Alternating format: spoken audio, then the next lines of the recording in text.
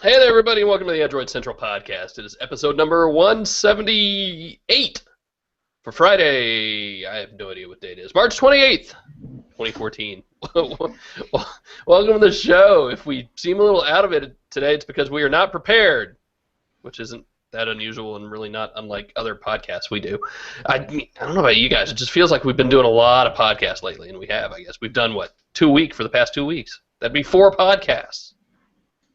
I did that all by myself, by the way. This Nice. podcast brought to you by the number 4. That's right. Jerry Hildenbrand fighting the funk in West Virginia, not in a fun way. I'm the master of funk. Andrew Marnick has the day off, but he showed up to podcast to do the hard Yes, I did, and I came with beer. work. Yeah, I tell you, that's my number one problem with working in this office is I don't have any beer in it. I should do something. Get a mini fridge. Yeah, I mini should. bar. I might have to think about that. Is there like a You bar can- just down the road from you? There's a bar 100 feet away, and there's like a zip line or something? Yeah, I should, right? Control your own destiny there, Phil. You can make I'm that. on Amazon right now buying you a cooler. And Alex Doby in England. Hey, everyone. So Alex and I already talked a lot about the HTC One this week. We're going to talk some more about the HTC One. I'm not going to apologize for talking more about the HTC One because it's the new phone of the week. And we've got, another 2 weeks before the Galaxy S5 is available, and we're going to have to talk about it a lot. So right now, I want to talk about something else, and that would be the HTC One. So we're going to talk about that. Andrew was actually on the road this week, too. And where were you, San Jose? San Jose. Lovely How was San Jose? Should we start with that or finish with that? We could either way. I mean, I think it's appropriate to start with really quick because it unfortunately got kind of thrown under the bus. With all the HTC One stuff going on in New York and London. But Nvidia put on their annual GPU Tech Conference, which, of course, Nvidia is kind of the name in GPUs. We know them for the Tegra chips in phones, but they do a whole lot of interesting stuff. Not on a ton of Android-related news, but there were some interesting talks from the Googlers came over and talked about parallel computing on Android with GPUs, which is actually really interesting if you're the kind of person that's interested in that kind of thing. They also talked about Project Tango. What kind of person is that, Andrew? What are you trying to say? That would be, like Jerry. There. Everybody's Jerry right. likes him I some love parallel. that. I was bugging him on Hangouts. Dude, what they say? What they say? And he said, stop talking to me in Hangouts and start paying attention so you can learn something. Which I did. It was actually really interesting. Of course, Project Tango, which is their crazy device that they use to map everything around you with a smartphone and a handful of cameras. Then, of course, they talked about the Shield, some new games that came out, Portal, and a partnership with Valve to do some other stuff going forward. Shield price dropped by $100. It's getting updated to KitKat and a bunch of other, game stream improvements and things like that are happening. I got to play Titanfall on a Shield streaming from a computer across the room, which is actually really cool. Yeah. No lag at all, and it was just perfect. And you're playing on a Shield, hooked up to a 60-inch TV. I'd never played Titanfall before, and I got kind of destroyed. So that part wasn't very fun. But I don't know. It was really interesting just to see Nvidia and Nvidia people get really excited about what they're doing, really excited about chips, which is not something that, is really consumer facing a whole lot of the time. I told you before you went, and I'll tell anybody, they're a fun company. They're just a cool company to be around. And I hate that Shield just hasn't done better. I still like the idea. I still have issues with taking these games, which are masterpieces of graphics, right, and condensing them down to a 5 or even 6 or 7-inch display. It's got to be on at least a good 30-inch monitor or something. Though, for $1.99, buy one. If you can scrape up $199 and you like to play games at all on Android, buy one. It's a really, really cool little device. Plugging it into a TV works well. That's good, right? And to put that into context, the Samsung gamepad is what, like $90? Yeah, something like Or that. that's just a not much controller, more the so- cost of a controller on its own. You're getting a full Android system there, which isn't too bad. What else from San Jose? How was the? I don't know. How was the $3,000 graphics card? Well, so the funny thing about that, so we went to the main keynote, which of course wasn't focused on mobile necessarily. And they trot out this new Titan Z $3,000 graphics card, and people right afterwards talking about how they want to try to put it in some kind of game system, except for the graphics card itself draws 2,000 watts of power. Woo! And so it's just not something that a normal person's going to buy and just put in a computer, even though it technically you can go inside a regular tower.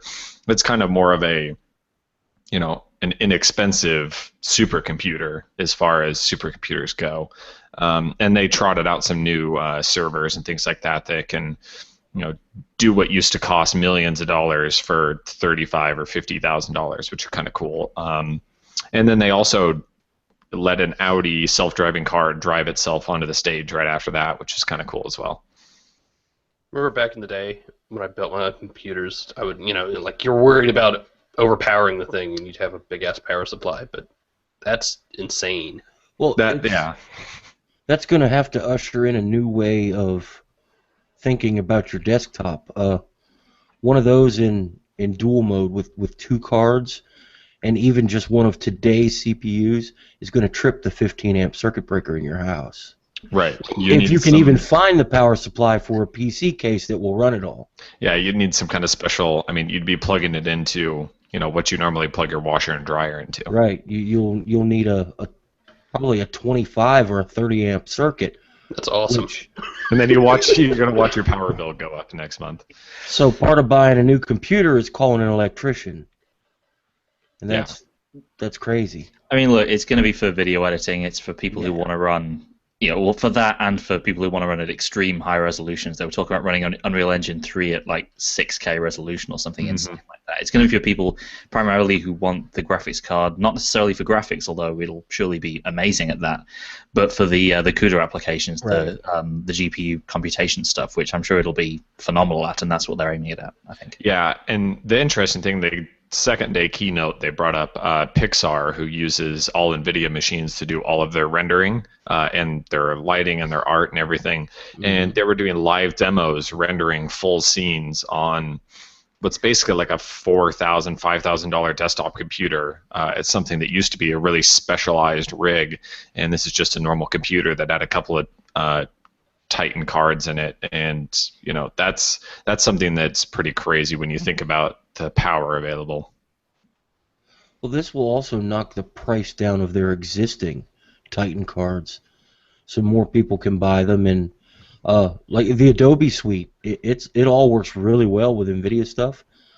So the trickle down effect is going to be really good for your average desktop user. Phil, you know what you need to buy now? Another desk? And call an electrician. See if they can hook up the office with some more power. They probably could. I think they just put fiber in upstairs. I need to find a way to tap into that, actually. Oh, do like Tom Cruise and hang yourself from the ceiling in laser beam. I'm not sure this place would handle it. We had water coming into the building today. It was raining so hard. There's a little moat that runs outside the back door, and it couldn't keep up. We got like 3 inches in 2 hours. It was welcome to spring in Florida. That's the way it is. You want to do some Q&A questions? Because we got a bunch piling up, and they'll kind of lead us into the next thing. Jump in. Do it. I'm going to start at the bottom. No, I'm not going to start at the bottom because Shinny's down there. Phil needs to put this in his office, the Samsung T9000 Android refrigerator. Okay? Review unit. Wasn't there a Terminator called the T9000? I'm not sure you want to buy Yes, that. there was. All right, now we're just going to have to go straight into HTC One because that's what all the questions are. Fair enough. Nothing we can do about that. So it is officially official. And I think now you guys know why I wasn't on the podcast last week. So guess what I was working on. Here it is, by the way, if you want to see it. And yes, I did drop it. I hate that was this, really man. painful. I was going out to take pictures, and hang on, let me grab this. So I stole this idea from Brian Klug from Anantech because it's a really good idea. Only he did it right. And I got this thing, right?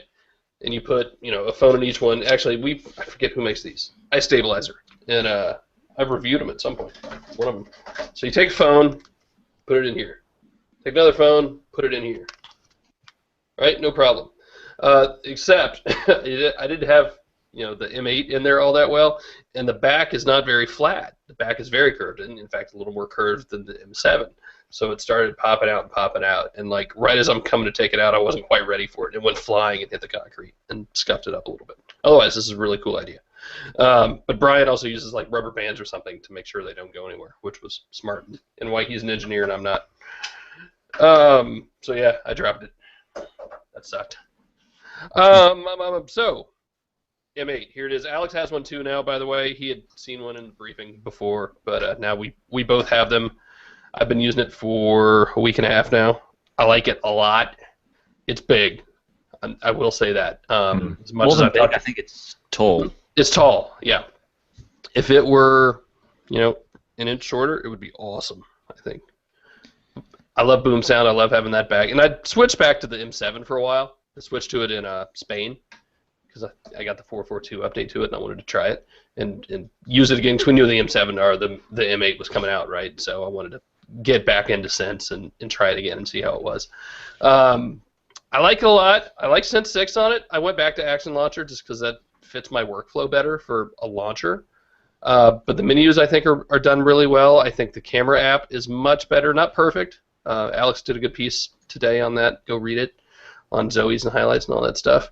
But I think it's definitely a really, really, really good phone. I love the build. I love the brushed metal finish. It's polished a little too highly, maybe. Alex, what do you think? Maybe. I had a very, very brief sort of minute or so with the gold and silver ones, which have a slightly different finish. It's more like a traditional. It's just like last year's. Like the M7, yeah. It's exactly like I the think M7. With this, a combination of, I can one-hand the M7 easier than I can one-hand this. Part of that is just because I've used the M7 more, but part of it is the design as well. You got the rounded sides. It's a little bit slicker in the hand. A little bit more worried about dropping this than I was the M7, I think. Although I've gone a full 3 days without dropping it now. We'll see how that goes. The UK one came with this TPU case that actually feels really good. It adds so much more grip to it. Yeah, do we know if the retail units are coming with that yet? Because mine isn't. I don't think the US ones did, if I read correctly. Okay. So. I like Sense 6 a lot. I think it's interesting when you have the Google Play edition shipping at the same time as the regular Sense version. I just wouldn't. I see no reason to pick up the Google Play edition over the Sense version, really. For the average, I guess they're not for average consumers especially, but you're paying more for less with that, and there's just so much of the HTC One experience now that is rooted into Sense that I think the argument that people used to have that the software design isn't as good or that it's slow or whatever, that just it doesn't. It barely applied to the M7. I think it's just a completely sort of invalid argument for the M8. It's you want to use it with the software it was designed for. What about? I have it. Do you have the case? I have the case sitting on a box behind me. Which, by the way, I just learned will be sold at shopandroid.com like today or tomorrow. Pretty cool. We'll have to give some away. I declare it now. We shall give 5 away. I'm not sure I would use it. It's I think for what it is, it's very, very well done though. Mm-hmm. For just being able to, being able to answer calls through it, which is really cool. For being able to activate all the gesture stuff on the screen with a capacitive input going through the case and onto the screen, because the holes in them are actually holes. They're actually just a very, very thin layer of the rubbery stuff that's on the front. So you can just swipe down the front of it and activate voice dialing. You can swipe up to unlock. You can swipe left or right to do other things as well. So you can't go left and right. Can't you? Not with the case on. Oh, of course no. Left and right is BlinkFeed, isn't it? Right. And one of you guys has to do me a favor. What's that? Shut the screen, make it display something through the case. Yes. And then take a screenshot so I can see what the actual screen looks like. Dude, have you not seen the post that I did? Yeah, it's just it's like an 8-bit style giant pixel display. I got like... Yes, I saw the post you did, but there was a issue with the gallery when I looked at it. Oh, well, it's fixed now.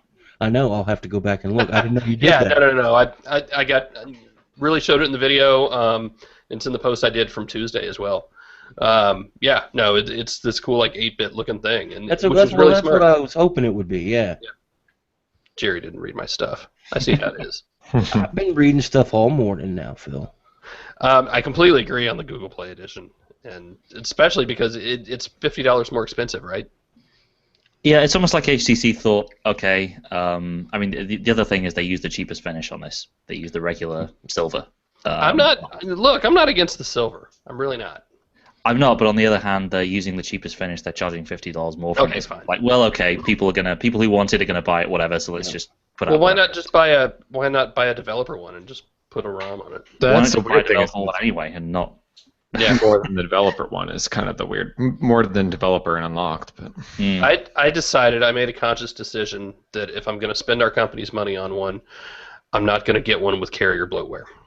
Good So man. I ordered just an unlocked version, which is fine. I'm not going to put a ROM on this thing or anything. And SIM unlocked is easier. It's based off the AT&T SKU, by the way, so I will get proper LTE. That's the one thing I'm missing with this one right now. So I've been without LTE for 2 weeks. The one thing I have had LTE on mine, and the one thing missing, I think, from our battery impressions in the review on Tuesday was that you've been using it on AT&T on HSPA. You hadn't really had LTE on this, and I think the big difference for me going from the M7 to the M8 is just the difference that the battery performance makes on LTE. The M7 would just chew through battery on LTE with any kind of heavy use. The M8 is much better, to the point where I think it's using about for a similar sort of usage, maybe on LTE, it's about using about half the percentage of the battery that the M7 was using, which is pretty huge. It's a big deal. I talked to HTC about that. I mean, it really is funny just where they were in the cycle and how 6 months later, when we got Snapdragon 800, how much of a difference that made over between that and between what Motorola did with its X8 stuff. Just really made a big difference, and I'm excited about this. I think it's really gonna show as more people get it. It's a new device, but I've been living in the forums for the past 3 days, and it really seems like people are excited about it, unless you're a Samsung fan, in which case you're not excited about it. Might have been causing trouble. Angry. Yeah. For no reason. And look, I'm still excited about the GS5 too. I still think I was, pretty excited coming out of Mobile World Congress, and still really want to give it a better shake than we did last year. I think the software is probably going to, respond a lot better.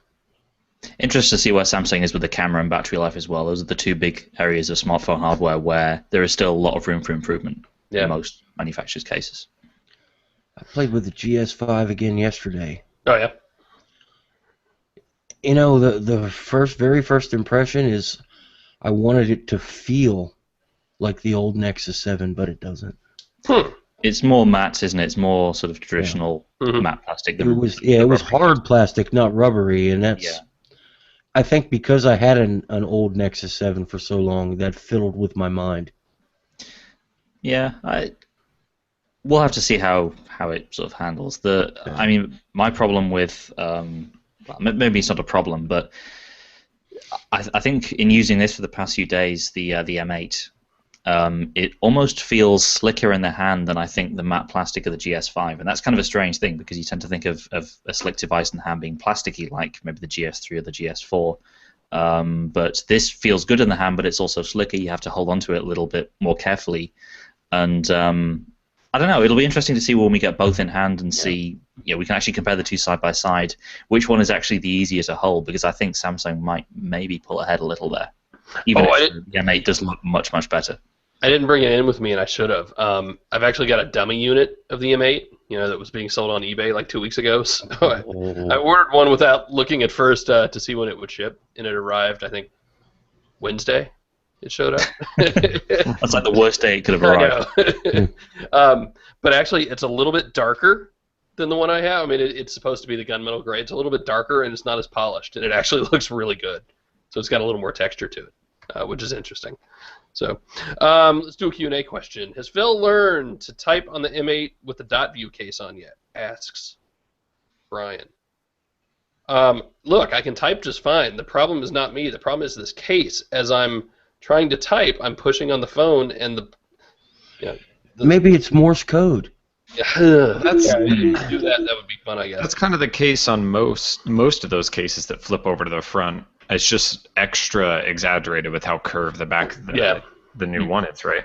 It really makes a difference on this. I don't think it was as bad. I used the case in the G2 for a little while, and just didn't have nearly that same problem. I mean, if you have something like the Nexus 4 or Nexus 5 are completely fine with it, right? Because it's flat, pretty much flat on the back. But it's still that extra bit, you're holding underneath the phone as you're typing, and it's kind of unnatural. Shinny wants to know, Icelandia or Swellington? Swellington is the only answer. Oh, Icelandia is back. That was like a big internal thing, apparently. Was it going to come back? And it wasn't there in all the builds. And I got an update. I've gotten like 3 or 4 updates on this already. I think I'm on the actual retail build now. And it got... I think you're on the same as me now. Yeah. I just want to demonstrate Swellington in all of its glory for anyone who doesn't have a HTC fine. One. Are you going to show it to us, or just make us?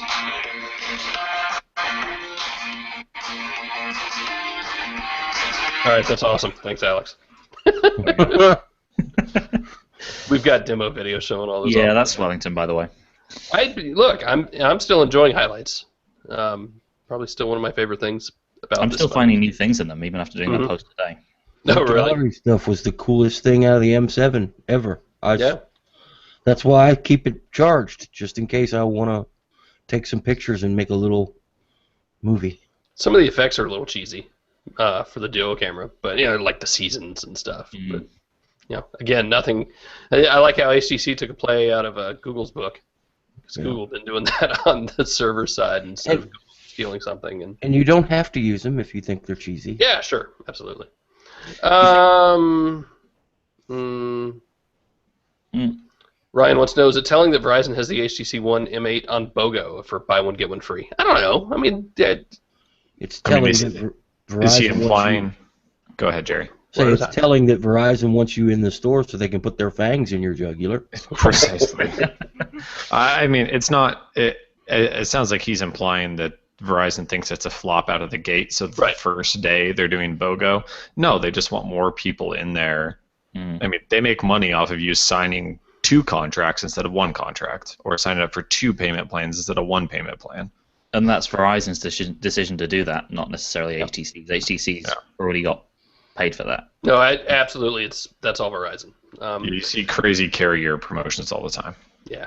Ryan's got a couple other good questions. Any word on mini or max versions of the HTC One or the Galaxy S5? We saw that Swedish carrier today use the words M8 Mini. Jerry, I think, rightly pointed out today as we were talking about it that right now it's just words on a page. So, well, I mean, it wouldn't surprise me at all, but yeah. I would say I think they need to do sort of in the light of what Sony's been doing with the Z1 Compact. I think any manufacturer coming out with a mini phone now needs to rethink whether they want to also make it a mid-range phone, especially with HTC when they have this new strategy for mid-range devices with the Desire series. I had an interesting talk with somebody at HTC about that, because we're all saying we love the HTC One, we love smaller, just a phone that's not gigantic. And they said, look, here's the deal, especially with U.S. carriers, you get one shot to, you basically get one phone a year with them, right? I mean, even Samsung for the most part gets the GS5 this year. You get one phone. We've done all these studies. We know what people want. They want the larger phone, and it does not make economic sense to make something that people aren't going to buy. Even if you guys love it, we love it too. We get that, but we have one shot to make one really awesome phone here, and we have to do as well as we can with that one phone. And it's frustrating. It's tough for them. I mean, because they get that they might be making something that they don't necessarily want to use personally. I mean, but I mean, you know what I mean. And it's not that they're not going to want to use the M8, but you just can't cram every spec and every SKU out of these things, much as Samsung does it. But when you're HTC, they get one phone, and this is it. It's a really good phone. I'm gonna look at it some more. You guys talk amongst yourselves. All right, the nerd verdict. Phil, you know me. Do I want to look at that phone, or do I just want to wait until one appears? I think you should at least look at it. By all means, go play with it in a store. I think they've done a really good job on the software, and just little things, right? And I still think a lot of what HTC has done is maybe a little over-designed, like they just can't help themselves. We have to change something. There's something. We will touch it. We must, but the menus, I think, are really well done. I like the colors. I like the fonts. BlinkFeed looks really nice now. I like the swiping gestures on the lock screen. I think that's a nice touch. The double tap to wake up is smart. One thing on the lock screen I do miss, though, is full screen movies and music and the media. So you just get little tiny widgets still. Yeah. That's, not a big thing. Yeah, it's not the end of the world, but it's something you notice. I love Do Not Disturb. I think that's super important. That was in since 5.5 as well, by the way. Yeah. That's super important. It's something I use all the time now. I need to try when I get this other one. I'm going to try their backup and restore tool and see how well it works. Oh, good call. Yeah. And do the same because obviously this one's not mine. Go back to HTC in a couple of weeks. I'll probably buy one. So. Yeah, I'm curious how well that works.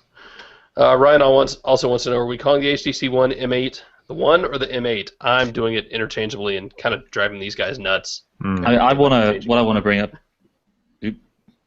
What I want to bring up is, it's weird because I think even a couple of weeks ago we were all ready for it just to be called the HTC One. Right. And then suddenly, as I'm sure you were, sitting in your presentation, and Xiao Wang comes up on stage, and every other word is M8. Never calls it the HTC One, never calls it the new HTC One. It's always the HTC One M8, and it's clear that's not a code name anymore. That's part of the branding. You go into stores, you see it advertised, it's the HTC One brackets M8.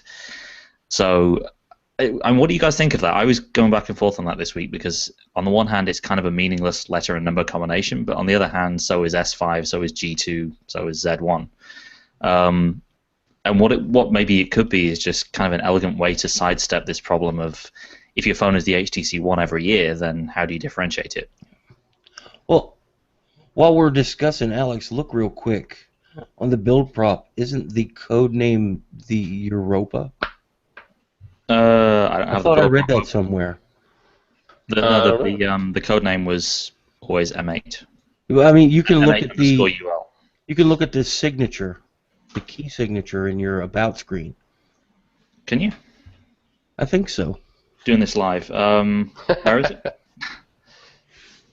So I have phone identity. The model number is HTC One _M8. There is nothing with. Okay, that doesn't show. You're right. You'd have to pull the file. So that's something we'll do later. I can pull the file. Let me find the file. But I thought I read somewhere that the internal name was the HTC Europa. It might well be. Look at I got the build the here. Look at the. Continue talking amongst yourselves. Yeah, I don't remember, and it could be something as simple as that's just how they're used to referring it. Referring to it. It was, back in the 1X and 1S days, it was not uncommon to refer to things as, Vil and Endeavor. Right. And even long before that, Topaz, if you really want to go back. It's just, that's how they refer to it. It wouldn't surprise me if it, kind of just slipped out like that. I think what it is what I have is ro.product.name equals HTC _Europe, which I think refers to it being an HTC Europe device, not the HTC Europe or anything like that.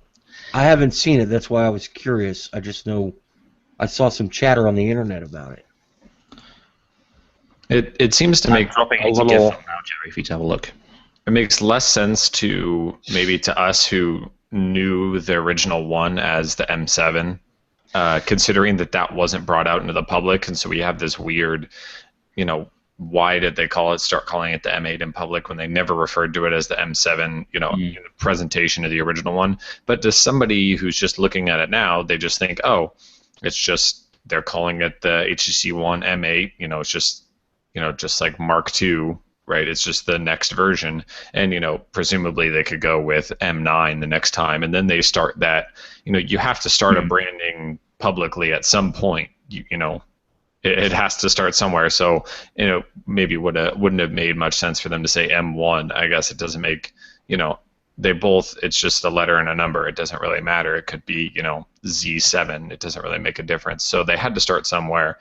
And if it helps people identify with it, then I don't see any downside to that. I think we're way overthinking it. I think we are, but I think it's kind of curious when they were going back to, we had the 1X and the 1S and the 1SU and the 1SV and all these other phones in 2012, and they were very publicly and consciously moved away from that in 2013. Now it almost seems like we're sneaking back in that direction. Right. And I don't see where this one would be have the board name of Europe. I think people just saw what they saw in the fingerprint. I mean, the code name, as far as I know, has always been M8. Yeah. Chris Downey wants to know, is the extra centimeter on the M8 noticeable compared to the previous one? Owning the Moto X, the old one seems huge. I'm wondering if it's a kind of an issue. I tell you, I picked up the M7 yesterday, and it's like if you're warming up with 2 baseball bats, and then you switch over to 1 bat, and it's so much faster. It very much felt like that. Like it just felt smaller, not tiny, but a lot smaller. I think for me is how old the M7 feels now and how dated that design feels compared to the and looks compared to the M8. Yeah, it really does. And I hate to say that because it still looks great. Yeah, it still looks great, but I mean the M8 just looks that much better. Yeah. Well, I asked my wife. I said, "Are you gonna tell T-Mobile you want a new phone?" And she said, "Why? My phone still works." And I said, "Well, the newer model of your phone has come out." So she read about it, and she says, "Next month, when you tell me that there are no great big bugs in it, I'm going to look at one." So, a lot of M7 owners are probably in no big hurry to update. Oop. I always use her as the litmus test because the only thing she knows about Android is what she wants to know, which is very little. I'm back. Let's look at a few more questions. Sorry. So there's a question here about the camera versus the Sony Z2 and the Samsung S5. The camera is still kind of a contentious issue, I think, with the ultra pixel camera on this thing. What's your impression been, Phil, in the review and in the days since the review? I still think I might have been a little harsh on it in the review. That's not to say it's perfect. It's not to say it's the best camera. I don't think it is. I think it's good. It's going to be really good at specific things, like specific shots. It's not going to be really great for scenery, I think. For God's sake, don't zoom in on a picture because the resolution shows its limitations pretty quickly. But I think you're going to get a lot of good pictures of people and certainly things in the foreground. I think the effects are fun. The effects lend themselves to the highlights, to the highlight videos. I think I was a little harsh on it at first. I think it's definitely better with sunlight, but you still have to take care of where you're focusing. And there's a huge difference. I was wandering around New York on Monday night. I was taking more pictures, and I would focus on a dark spot, and then it would look okay, or it still gets a little confused. But it's not. I don't think it's the worst camera in the world. Even at 4 megapixels. The big thing I'm glad they fixed, and that there's a lot of stuff they haven't fixed, but it's much, much better in bright daylight. Whereas the M7 would just kind of not really know what to do and would just either way underexpose or way overexpose, and you'd get a ton of noise regardless. Yeah, it's not the worst in the world. It'll be interesting to see how it compares to the GS5 when we've got it up. I mean, look, the GS5 is going to destroy it in daylight. Yeah. It's going to capture way more detail because it has 4 times the number of pixels. Yeah. Do you necessarily? I mean, it comes down to what you want to do with the camera. If it's just for straight up photography, you want to take good pictures of stuff. Obviously, the 4 megapixel limit is you're going to feel that to some degree. If you're more about taking pictures to share, taking pictures of your kids or pets or whatever, fast-moving things, and making video highlights and all that stuff, that's something that's still very much unique to HTC. So M8 rank in your top 3 phones camera-wise. If not, which are your top 3? I don't know. Anything Sony, anything Samsung, and anything LG? I've never found a Samsung camera that I liked yet. Yeah. I think the GS4 improved with time. See, I'm probably an update behind. It's the last time I played with one, so I don't know. The interesting thing was the Note 3 had the same camera as the S4, and because it had the faster processor behind it, you actually found a lot of the lag when you take shots in the S4 just wasn't there. So it was just a much better experience as a result. I think I forget where I commented today, but I said something about, I know there are these objective ways you can judge cameras and measure how good pictures are. But for me, I just need it to kind of work and to turn out good pictures most of the time. I don't mind taking more than one picture if I have to. I would, prefer not to. But I don't think I'm that good a photographer at staging things. And I got a really good looking one of an airplane with the sun behind it. I was shooting into the sun the other day on the way home, and it looked great. It looked great on Instagram. And for something like that, that's enough for me. I'm not blowing it up. I'm not making it huge. I mean, even if I get it like a 12 by 12 print, it's going to look fine. Well, I know if you go to Target, on the shelf, at least at the Targets around here, on the shelf behind where the cash register is, there's these little plastic cameras. The boys' model has the Hulk, and the girls' model has Dora. Now, I'm not going to get into why girls can't like the Hulk or boys can't like Dora. But they're $19. Buy one. It'll outperform any smartphone camera you can buy. I don't care. If you need absolute perfect image quality, a camera phone is not the way to do it. You have to decide what you want out of your phone. Like Alex and Phil were saying, the HTC M8 is going to do some things very well, some things very poorly. On the other hand, a Samsung phone or an LG phone are going to do some things very well and other things very poorly. But if you're listening to this and you're saying, well, it's time to get rid of my iPhone 3G, I want to buy something else, don't think you can run out and buy a phone and it's going to take pictures that look good on the cover of National Geographic, because they don't. Yeah, it's going to come down to detail and the kind of pictures you want to take. Yeah. If you want a good picture, if you just want to capture the very best pictures that you possibly can and zoom in and see a ton of detail, the phone for you the camera for you probably isn't the M8 camera. Right. I would say if that's what you're looking for, look at a Sony phone. I've had a little bit of experience with them, and while there are a lot of quirks there that really ticked me off, overall, the camera was very solid performing and consistent. So we had hands-on with the S5. The second time we had hands-on with that, I went into detail with the camera and played around with a lot of those features and got a reasonably good feel for them. And I'm really interested to spend more time with that and just because I think maybe with the sensor they've got in there that could possibly outperform what Sony's doing now, because don't forget the Z2 has the same sort of 6-month-old camera module that they've been using since the Z1. So I'm cautiously optimistic about the S5 camera, I think. We're gonna do some more. I'll be thinking about it over the weekend. Like Moto X or M8 or whatever. That'll be interesting. Curious to see what I think about that. Do you think, asked Jacob, that when BlinkFeed hits the App Store, it will be popular for non-HTC users? Yes, actually, I do. I think BlinkFeed was a pleasant surprise for HTC. Jerry, is that a giant lobster behind you? Is that something climbing out of the tank? Oh. God, I hope not. It was blurry and the pumps looked like a lobster. Oh, okay. Yeah, no, it actually, I would argue it already is. BlinkFeed is powered by Mobile's Republic, which is, what's the one app the kids have been using? Appy Geek. Right. And so, yeah, I absolutely think it'll be popular. The question is, how do they market it? How do they get the word out there? But I think for a lot of people, it's a really good way for digesting news and information. As long as you just don't need too much, because that's when it gets a little overwhelmed. I think they've done a good job with the way they've made it a little bit smarter and a little bit more image-centric in Sense 6, though. Well, I think the biggest problem they're going to have is when it very first came out in its first iteration on the M7, it kind of sucked. That's what everybody, when everybody started talking about it, it was very, non-customizable. I don't know how exactly to say that. It was very version 1.0, wasn't it? Right. And everybody, even the people that love the M7, said, well, I wish I could shut, BlinkFeed off. Now it's something that you probably don't want to shut off unless you're a complete news hound, like somebody who works at Mobile Nations and has to just live inside RSS. Think Flipboard with a unique HTC styling, and that's what you've got. It's really nice looking. That, and you can get all the Android Central stories in there. You can get WebOS Nation on it. Yeah. No, I think we finally got rid of that, actually.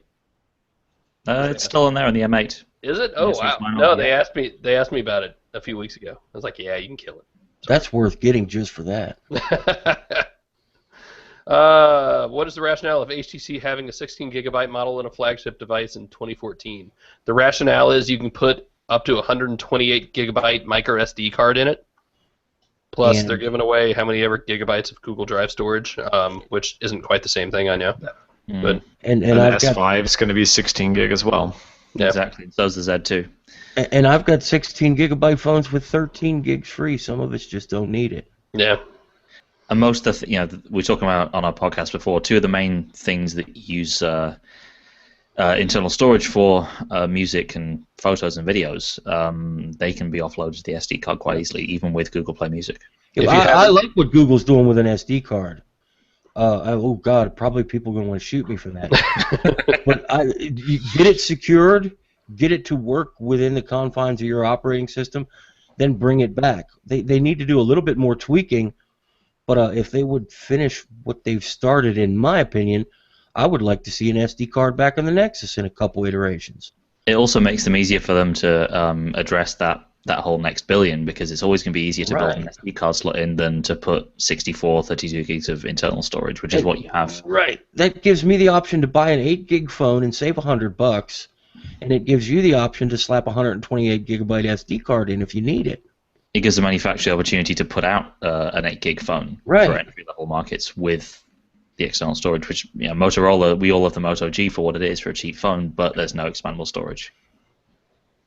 I'm okay without it. I think at this point I kind of need a 32 gig phone. Yeah, actually, you know what I need to do is just remember to clear out my cached music, which eats it up real fast. You know, just store your cached music on an SD card, because you can actually do that now. Yeah, no, you ought to do that. You ought to slip one in there and set it just for Google Music Cache, and then I did. Problem solved. You're a genius. Got my moments. What do you guys think about the One Up phone? Do you think it will live up to the hype? This is no. No. I don't think anything can live up to that hype, can it? No. They're doing themselves a disservice by doing things the way they are, hyping it up so hard. I mean, look, it's getting people talking about it. It's even getting us talking about it, but I just don't really care until they show me a phone. Call me when they make something. Bingo. Ryan wants to know, what do you think of the Powered by Android now being required? If you haven't seen it, this is actually something we saw in Mobile World Congress first on the GS5, and it stood out. As the thing boots up, it says, Powered by Android. And yes, it's also on the M8. But interesting, it's not on the Verizon M8, so I don't know what to say there. Powered by lightning bolts. I could see Verizon, bitching and moaning and not wanting that on there, and instead there's a Verizon splash screen. I don't know. I mean, I don't think it's a huge deal. I think it's fine. The phones always said Android in the settings. It's not like they didn't say Android at all. Your average person who thinks they have a Galaxy phone and not an Android phone isn't going to see that. This is to get someone who starts their new phone on for the first time. Yeah. You want to get that in their head that they have an Android phone, whereas before, Android's always been behind the scenes. You don't even see the word Android in most manufacturers' UIs, and even on Nexus phones, actually. Anyway, Russell Holly from Geek.com got a confirmation in the, whatever the, not contract, but I guess is the manual of how to follow Google's directions if you're going to use their proprietary software and stuff. And, it says right there, hey, here's how to use it. So, nice scoop, nice confirmation. I mean, I think it was pretty obvious that Google's making people do it. When it appeared on the M8, that was pretty clear. It's going to be not just a one-off on the S5. Still a good thing to confirm a little bit. I don't think it's a big deal one way or the other. Well, it's good to increase the branding. Sure. I had lunch with some friends yesterday, and one of them, she is, Android, isn't that the little shopping bag where I buy my apps? That's the Android, right? And I'm like, well, part of it, yes.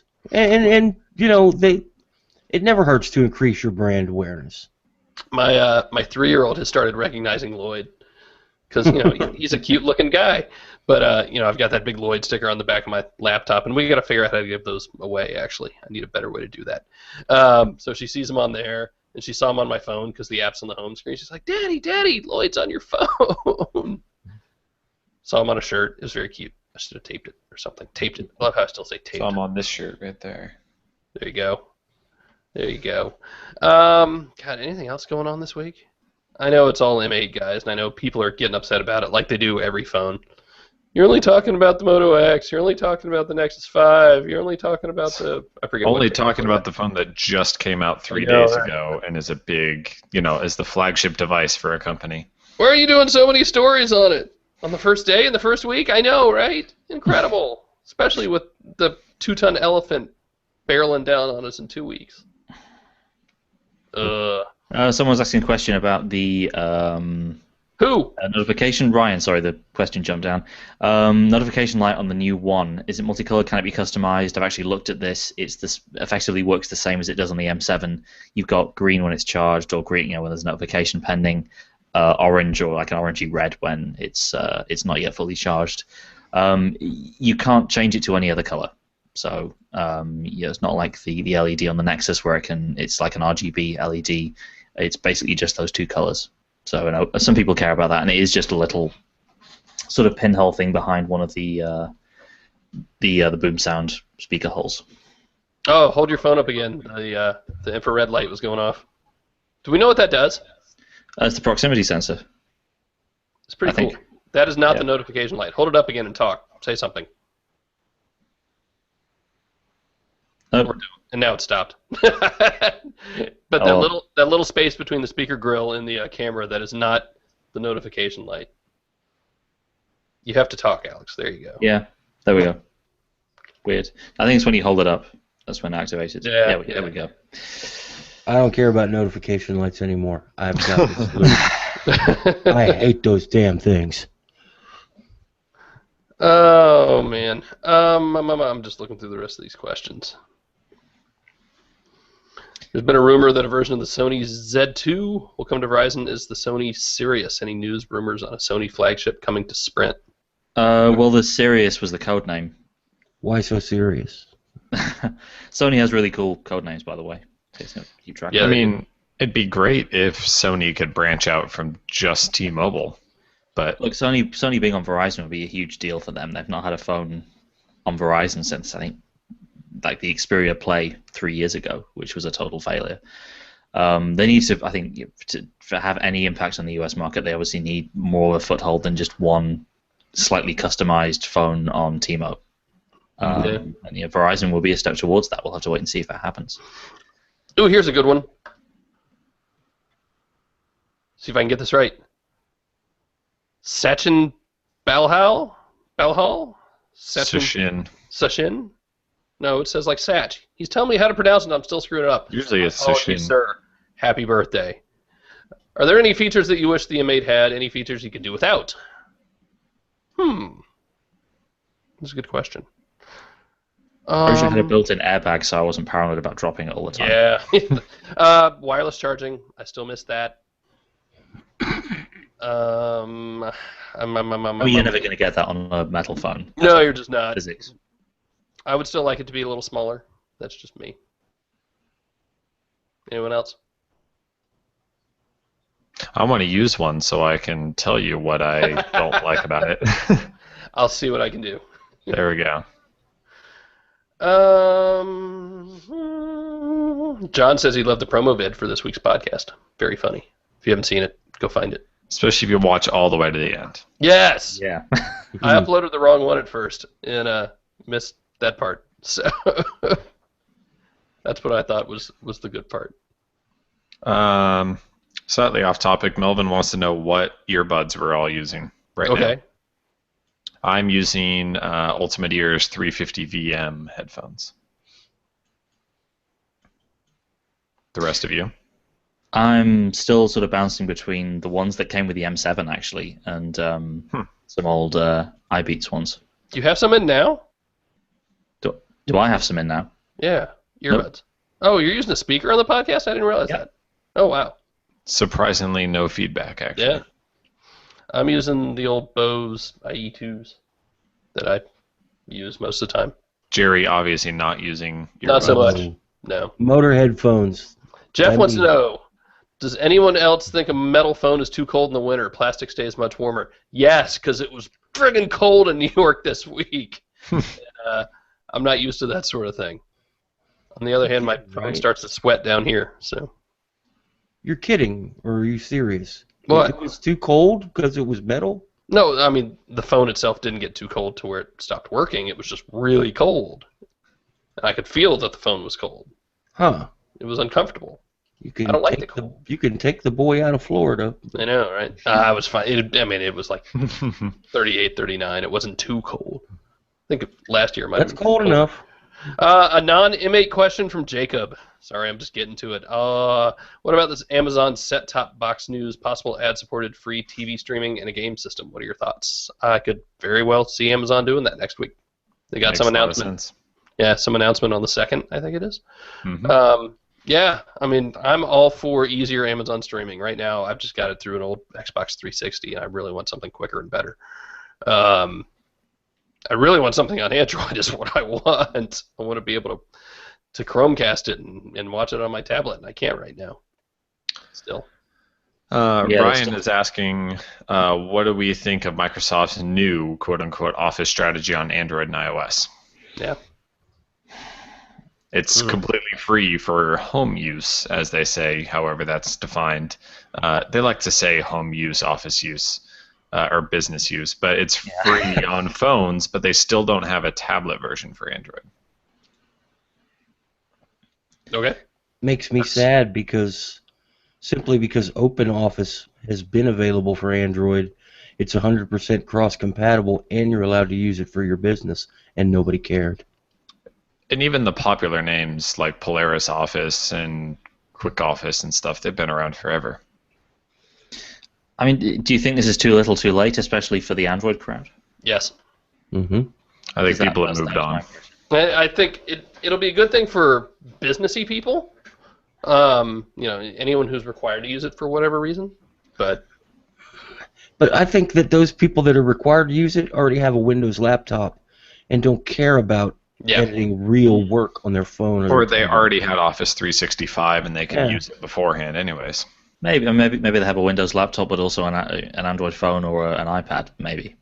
I mean, who knows?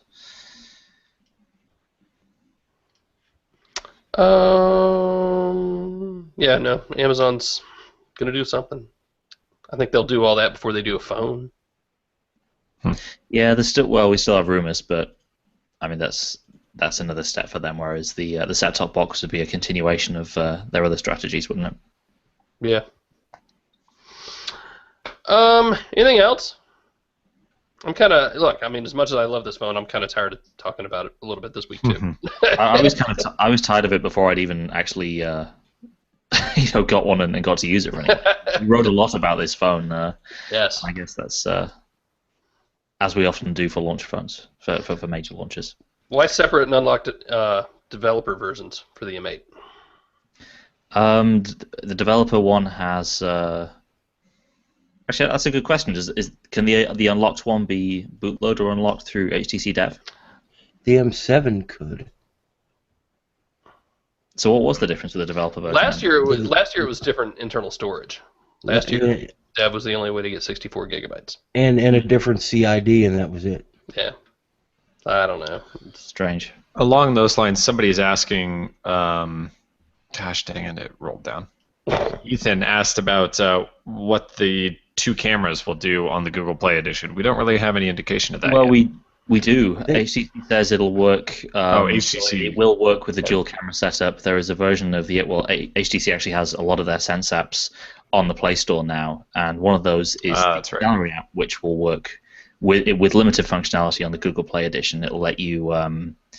I forget which features, but it's a subset of the features you get on the Sense version. But it's going to be more than it's not just going to be a feature there that you have on your phone and hardware, but the software isn't there to support it. It'll be like Beats Audio on the old HTC One, or the support for the SView case on the GPE GS4. Cool. All right, I think we're done. I think I'm done. I think I like this phone a lot. I just lost it. I forget where it went. There it is. I think I like it a lot. I think it's a good harbinger of things to come for the rest of the year. GS5 is going to be really good, of course. Motorola's still going to be... What? Why you got to be like that? I'm asking you, is it going to be the consumer phone of the year like the M7 was last year? Man. Is Samsung or LG or Motorola going to be able to bring a phone out that will draw people to the platform the way that the M8's gonna. I know it's early, but I just want a prediction. Right. I think look, no one. Go Sorry. ahead. Go ahead. Well, Go ahead. No one in Android or in any other platform, I think, has a phone that is as well designed as this, both in terms of hardware and software. I think Sense is the best Android skin, if you want to call it that. I kind of hate using that word. And the design is just, I think, there's no other manufacturer out there that is doing better hardware designs than this. I think they're on the same level as Apple with the M8. So if you go into a store, you see this side by side with the S5. Maybe the screen difference you notice. The S5 is a bit bigger. It's waterproof. But if you actually pick this up and use it, and you see the back of it and the design, and you see the design of Sense 6, then maybe that's going to draw you away from not just the platforms, but maybe the S5 as well. Yeah. On the other hand, Samsung marketing money, so we'll see. Hey Jerry, no pressure, but apparently the camera's been stuck on you for a while. Cool. All right, I think that's going to do it. If you want to email us, actually, I tell you what, it's not going to do it. We're going to do a couple quick emails because I know we got a couple good ones today. Awesome. Kevin wants to know, I just got the LG G Pad 8.3 Google Play Edition, and I love it. The only thing I don't like is the default Google camera app has no option to save to the SD card. Is there another camera app that will save to the SD card? That's a very good but you question. kind of run into KitKat's limitations there, don't you? Or do you? I don't know. We'll hold that for next week and answer it. Any camera app is able to. It's just have any developers actually done it yet? I don't know. Yeah. If anyone has one they like, email us. We'll give you some love next week. That is a very good question. Steven also wrote, I have a different perspective on the HTC leaks. I think they're intentional and ingenious because HTC is reining in fantastically unrealistic expectations caused by speculation over a long period of time, causing unavoidable disappointment at launch. Number two, they are creating a long, ongoing, continual buzz, and that equals brand recognition. Number three, what we are seeing is real and very good quality versus heightened, and that equals heightened anticipation with real expectations. And, quote, official teaser videos still create a sense of mystery and excitement, even after all that we know from the leaks. I think that HTC is innovating again, this time in a marketing strategy that completely goes against the grain and is working brilliantly. Congrats to HTC. What do you guys think? I guarantee you that none of the none of the major leaks of the M8 were intentional. Nope. You Sorry. get some kid in the guarantee dark that. on his bedspread with a phone that he stole from his dad. HTC doesn't want that. Yeah. I know companies that do leak. HTC is not one of them. Absolutely. Well, who are they, Phil? Let Say me shut up, look in Jerry. my email here. All right, that's going to do it. If you want to email us, do it at podcast@androidcentral.com, or better yet, come watch us live, come listen to us live. Is the camera still stuck on Jerry? It's kind of awesome if it is, because I can do whatever I want. Yeah, email us. Get us on Google+, get us on Twitter. Just search our names. It's the easiest thing you can do. As we are every week, we are brought to you by shopandroid.com. You can call them at 888-468-6158 for everybody looking for a beautiful dot view case like this, which you might or might not be able to see. The camera's still stuck on Jerry. Jerry, pretend you're holding a dot view case. Perfect, thank you. Vanna White, you are not. This should be in there any minute now. Probably by early next week at the latest, but I think like tonight, tomorrow. So keep an eye out for those, and we will certainly give some away next week as well. But go ahead and buy one first. You might need two. That's all I'm saying. Do they come in any other colors? Yes. 5 colors. Yeah. Well, I just wanted somebody to mention that. There is a yellow one, Jerry. And orange and Yeah. I haven't seen a yellow one.